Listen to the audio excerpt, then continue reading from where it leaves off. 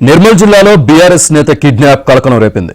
మామాడ మాజీ ఎంపీపీ జిల్లా కేంద్ర సహకార బ్యాంక్ డైరెక్టర్ చుక్యాల హరీష్ కుమార్ ను దుండగులు కిడ్నాప్ చేశారు. నిన్న అర్ధరాత్రి 2 గంటల సమయంలో పొన్కల్లోని హరీష్ నివాసానికి కారులో వచ్చిన గుర్తు తెలియని వ్యక్తులు ఆయన్ను బలవంతంగా తీసుకెళ్లారు. ఈ క్రమంలో మెదక్ జిల్లా తూప్రాన్ టోల్గేట్ వద్ద చాకచక్యంగా తప్పించుకున్న హరీష్ కుమార్ మామాడ తూప్రాన్ పోలీసులకు సమాచారం అందించారు.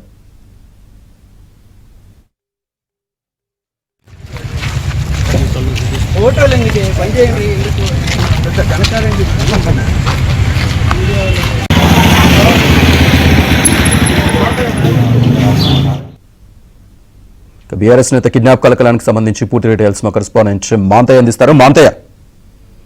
శ్రీనివాస్, హరీష్ కుమార్ కిడ్నాప్ కథ సుఖాంతమైంది. అతను చాకచక్యంగా తప్పించుకుని పోలీసులను ఆశ్రయించడం, పోలీసులు అతన్ని తిరిగి ఇంటికి చేర్చారు.